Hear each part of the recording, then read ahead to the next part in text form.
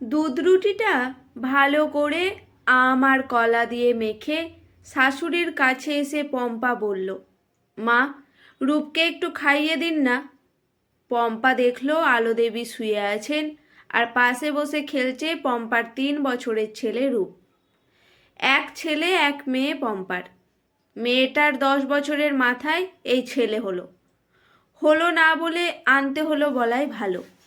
পম্পার কোনো ইচ্ছে ছিল না আবার আরেকটা বাচ্চা এত বছর পর। যে আছে তাকে নিয়ে দিব্যি চলে যাচ্ছিল পম্পার, কিন্তু ওর পরিবারের চলছিল না। রোজকার অশান্তি, শাশুড়ির সাথে পম্পার ঝামেলা, পম্পার সাথে ওর বরের ঝামেলা, মাঝখান থেকে মেয়েটা ফ্যাল ফ্যাল করে তাকিয়ে থাকতো। ও যেন ভয়ে কুঁকড়ে থাকতো সারাদিন। তাই বাধ্য হয়ে পম্পা আবার কনসিভ করেছিল। ভয় ছিল পরের বাচ্চাটা আসলে যদি প্রথমটার প্রতি কোনো অনীহা জন্মায়। কিন্তু কিছু কমেনি, উল্টে যত দিন যাচ্ছে ওকে আষ্টে পিষ্টে জড়িয়ে ফেলছে পম্পা। আলো দেবী কোনো রকমে উঠে বসে রুটির বাটিটা টেনে নিতে নিতে বললেন, তুমি কোন রাজকার্যে যাচ্ছ যে ছেলেটাকে খাওয়াতে পারবে না? ছেলেটার দিকে তো কোনো মন নেই তোমার, শুধু মেয়ে মেয়ে করলে হবে? আলো দেবীর অনেকখানি বয়স হয়েছে, আজকাল একটু কথা হলেই মেজাজ হারিয়ে ফেলেন। সেখান থেকে শুরু হয় বুকে চাপ, তারপর বাড়াবাড়ি। অনেক ডাক্তার দেখিয়েছে উজ্জ্বল, আলো দেবীর একমাত্র ছেলে, সাথে পম্পার বর। সব ডাক্তারের একটাই কথা, হাই প্রেসার থেকেই এই চাপ ধরে। যখনই এরকম হয় একটা ওষুধ দিয়ে দিতে হয়। ওষুধটা হাতের কাছেই রাখা থাকে। উজ্জ্বল একটাই অনুরোধ করেছিল পম্পার কাছে, আলো দেবী যতই খারাপ ব্যবহার করুক পম্পা যেন উত্তর না দেয়। পম্পাও চেষ্টা করে মানিয়ে নেওয়ার, কিন্তু মেয়ের সম্পর্কে কিছু বললে মাথায় রক্ত উঠে যায় ওর।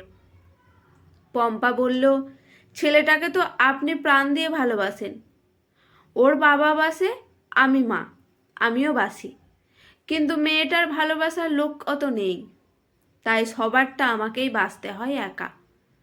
আলো দেবী চিৎকার করে বললেন, ভালোবাসার মতো হলে নিশ্চয় বাঁচতাম।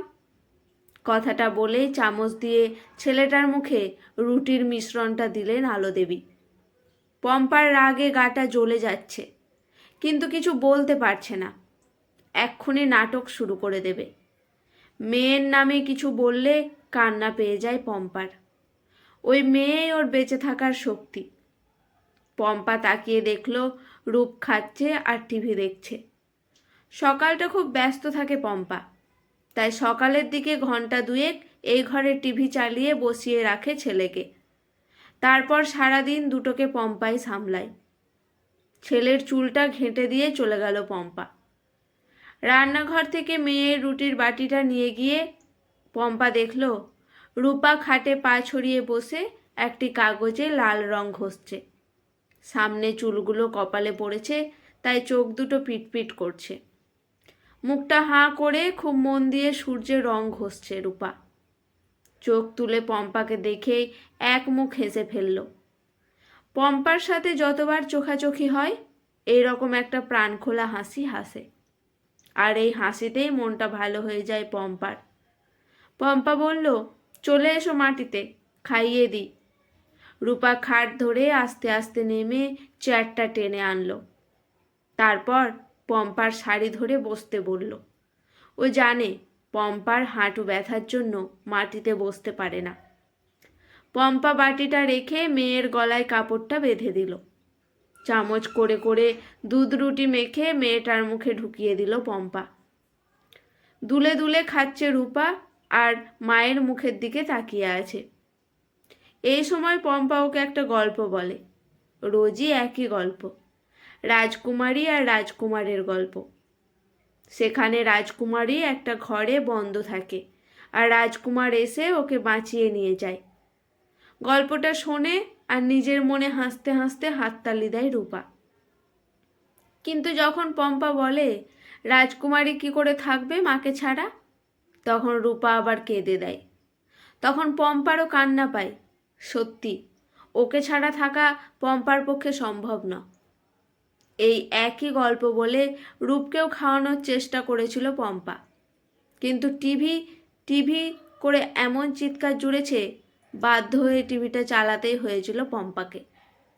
এটাই স্বাভাবিক, বরং রূপার এই এক গল্প শোনাটাই অস্বাভাবিক।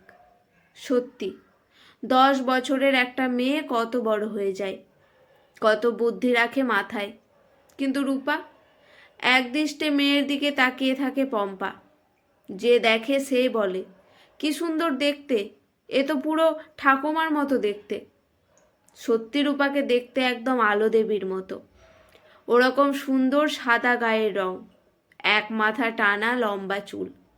পম্পা আবার সেটা নিজের মনের মতো বেঁধে দেয়, তাতে আবার বসিয়ে দেয় লাল নীল হলুদ রং বেরঙের ফুলের কাঁটা। চুলটা বেঁধে দিলে আবার কি সুন্দর হাততালি দেয়। মনটা আনন্দে ভরে ওঠে পম্পার, ঠিক যেন ওর ছেলেবেলার ছোট পুতুল। তাকে সাজাতো, খাওয়াতো, ঘুম পাড়াতো, যা ইচ্ছে করতো করে নিয়ে কোনো প্রতিবাদ নেই, কান্না নেই। একদিন সেই পুতুল ছিঁড়ে ভেঙে কোথায় হারিয়ে গেছিল। ওরও কি তাই হবে ভেবেই আতঙ্কে বুকটা কেঁপে উঠল পম্পার। তাড়াতাড়ি জড়িয়ে ধরল মেয়েকে। রূপাও মাকে জড়িয়ে ধরল। ওই করো, সারাদিন পাগল মেয়েটাকে নিয়ে আদিক্ষেতা, কখন থেকে ডাকছি।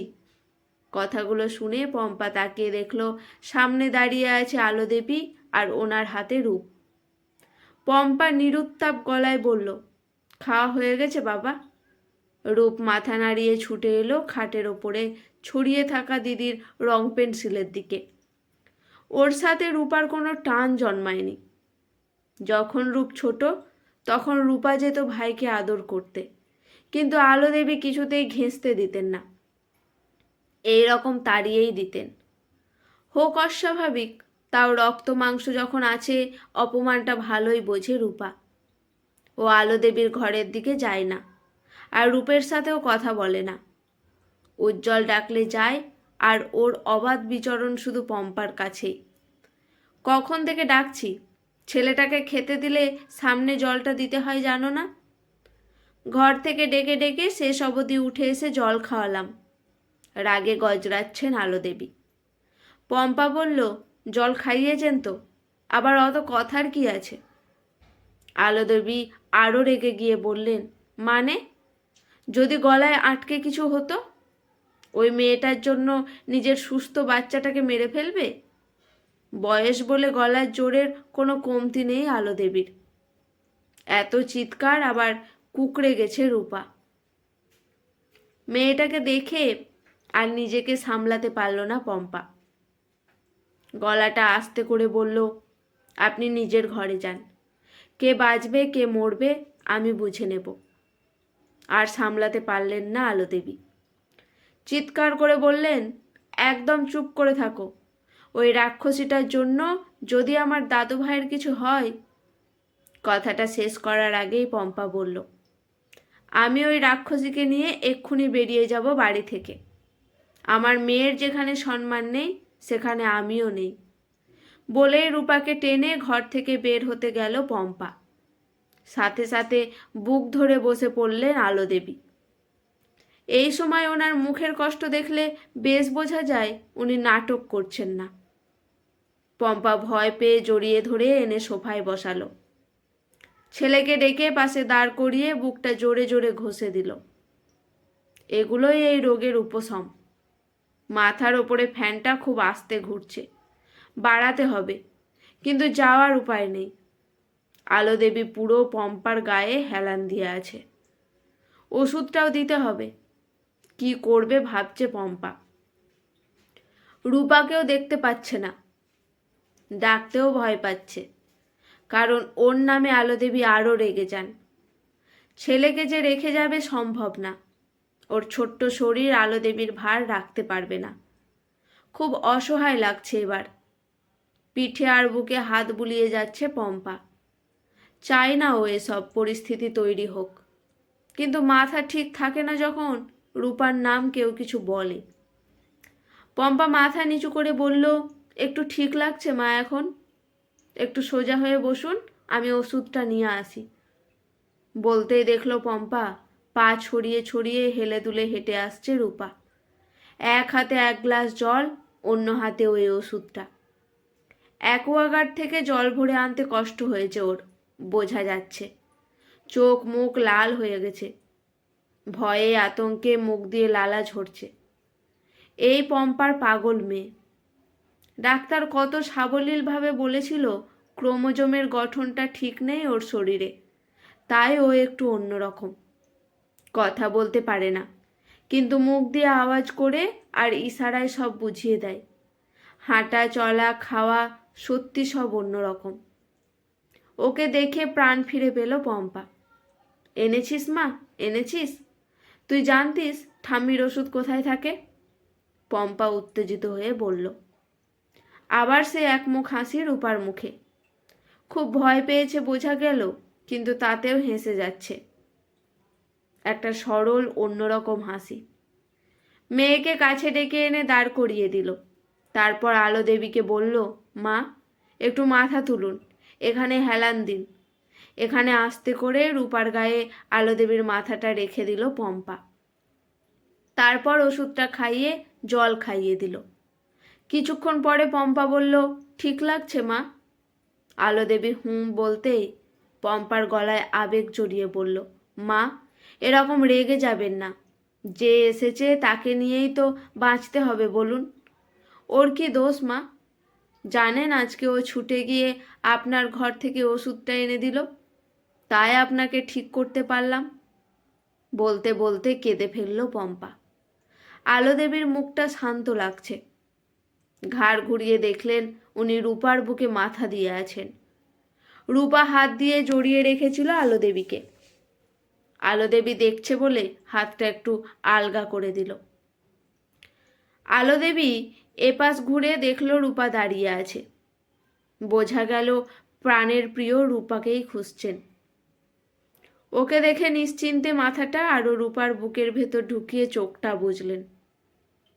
রূপা কি বুঝলো জানা নেই, শুধু চিৎকার করে হুম হুম করল। আলো দেবী তাকিয়ে নিজের হাত দিয়ে খুব আলগা করে হাতটা ধরল রূপার। রূপা নিজের হাত দিয়ে আরো জাপটে ধরল আলো দেবীকে। চোখ দুটো জুড়িয়ে গেল পম্পার। এটুকুই তো চেয়েছে ও, ওর মেয়েটাকে সবাই ভালোবাসুক। ডাক্তার বলেছে ওর আয়ুর কোনো ঠিক নেই, কয়েক বছর বাঁচতে পারে, আবার অনেক বছরও বাঁচতে পারে। আলো দেবী সহ্য করতে পারতেন না রূপাকে, কিন্তু আজ মুখটা দেখে মনে হলো আর কোনো অভিযোগ নেই। মৃত্যুকে যে সামনে থেকে দেখেছে সে জানে কি ভয়ঙ্কর হয় মৃত্যু। আর ভগবান হয় সে মানুষটা যে সেই মৃত্যুর সামনে থেকে বাঁচিয়ে আনে তাকে। প্রাণে বাঁচিয়ে রূপাকে ভগবান ভাবছেন আলো দেবী। আর রূপার আনন্দে উত্তেজিত মুখের কত রকম ভঙ্গি, কত শান্তিতে ওর বুকে শুয়ে আছেন। ও তো অস্বাভাবিক না। অস্বাভাবিক হলে ওষুধ খুঁজে জল ভরে আনতে পারত না। ও অনেকের থেকে বেশি স্বাভাবিক। ও স্পেশাল, খুব খুব স্পেশাল। পম্পা রুমালটা মাটি থেকে তুলে মুখটা মুছিয়ে দিল রূপার। উত্তেজনায় মুখ থেকে লালা গড়িয়ে পড়ছে। তারপর মেয়ের মাথায় হাত বুলিয়ে ধরা গলায় পম্পা বলল, সোনা মা আমার। আজকের গল্পটি এখানেই সমাপ্ত। কেমন লাগলো অবশ্যই কমেন্ট করে জানাবেন। ভালো লেগে থাকলে চ্যানেলটি সাবস্ক্রাইব করে পাশে থাকবেন। ধন্যবাদ।